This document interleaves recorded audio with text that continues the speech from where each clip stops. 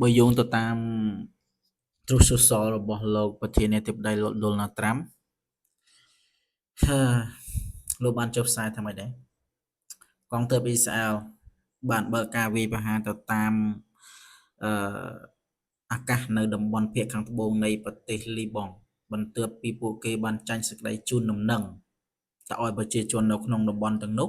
ធ្វើការជំនះខ្លួនជាមុនមានន័យថាឲ្យប្រជាពលរដ្ឋនៅក្នុងតំបន់ទាំង7ហ្នឹងដែលពួកគាត់បានដាក់គោលដៅកំទេចឲ្យជំនះចាញ់ឲ្យលឿនអញ្ចឹងពួកគាត់បាននឹងធ្វើការវាយប្រហារអ៊ីស្រាអែលនឹងធ្វើការវាយប្រហារទៅក្នុងតំបន់នោះតែដៃជូនដំណឹងនេះមានគោលបំណងនៅគេ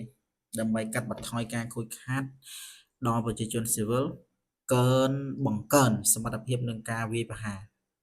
បន្ទាប់ពីកងទ័ពអ៊ីស្រាអែលបានវាយប្រហារគោលដៅដែលពួកគេជឿថាពាក់ព័ន្ធទៅនឹងក្រុមហេបូឡានៅក្នុងតំបន់នោះខ្ញុំមិនដឹងថាលោកនេតាន់យ៉ាហ៊ូគាត់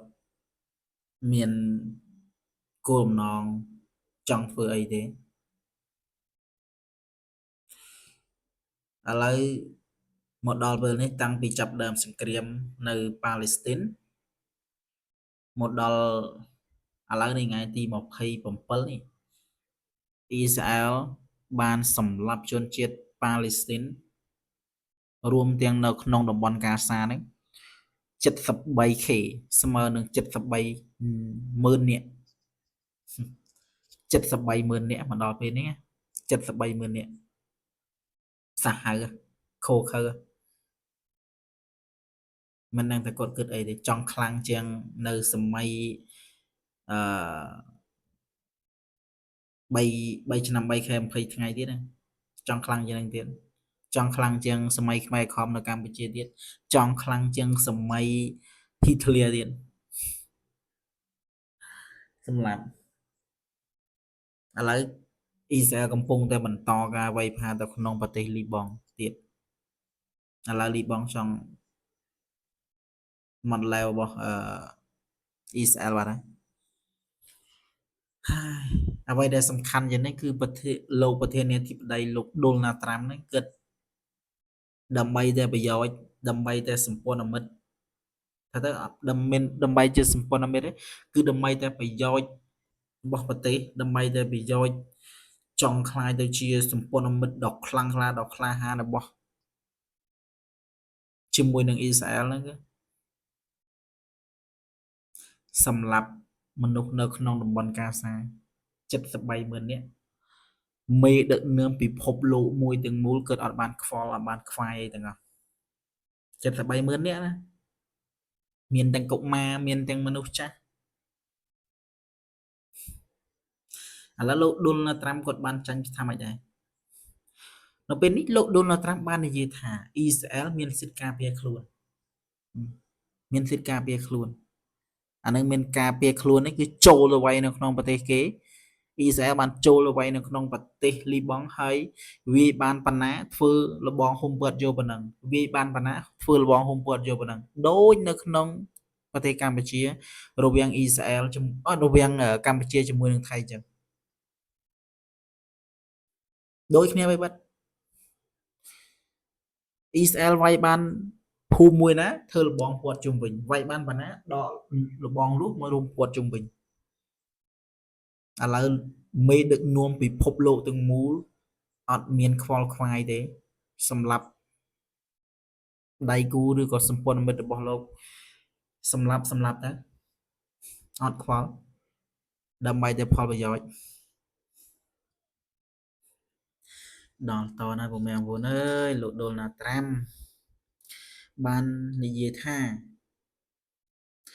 ទៅមកដល់ប្រធានាធិបតីលោកដូណាល់ត្រាំគិតមិនចាញ់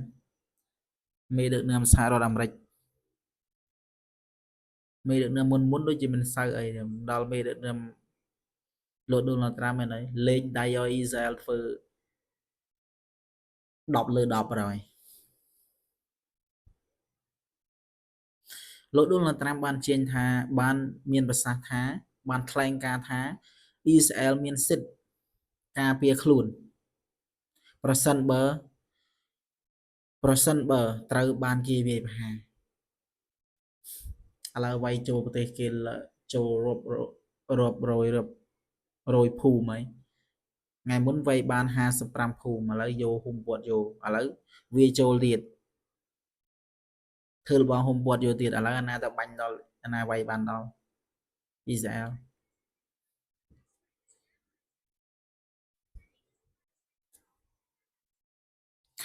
អ្វីដែលគួរឲ្យកត់សម្គាល់ស្ថានភាពនៅក្នុងតំបន់ព្រំដែនរវាងអ៊ីស្រាអែលនិងលីបង់កំពុងតែមានភាពតានតឹងមានហានិភ័យនៃការពង្រីកចំនួនទៅជាសង្គ្រាមធំប្រជាជនស៊ីវិលនៅតែប្រឈមនឹងហានិភ័យសរុបឲ្យខ្លីមកអ៊ីស្រាអែលបានវាយប្រហារតាមអាកាសលើប្រទេសលីបង់បន្ទាប់ពីជូនដំណឹងឲ្យប្រជាពលរដ្ឋជំនះខ្លួនគណៈដែលដូណាល់ត្រាំគាំទ្រ 100% គាំទ្រ 100% តាត្រាំគាំទ្រ 100% អ្វីដែលអ៊ីស្រាអែលធ្វើអ៊ីស្រាអែលមានសិទ្ធិការពារខ្លួន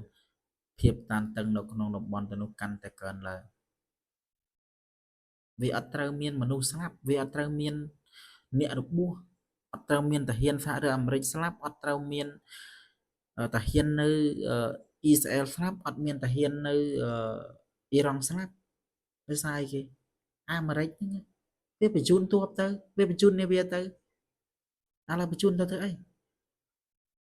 ចង់បានប្រយោជន៍មែនចង់បានប្រេងមែន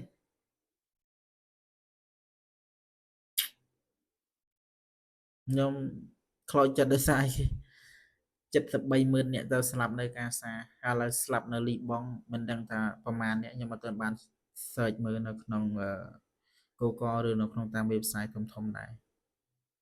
ខ្ញុំមើលទៅខ្ញុំមិនធ្វើវីដេអូដែលអ៊ីស្រាអែលសម្រាប់នៅប៉ាឡេស្ទីននៅកាសានៅលីបង់ឥឡូវនៅអ៊ីស្រាអែលអីនៅអ៊ីរ៉ង់អីស្លាប់អស់ប្រហែលអ្នកជំរឿននេះខ្ញុំធ្វើវីដេអូមួយហ្នឹងអញ្ចឹងចាំតាមដានអ្នកនរគ្នា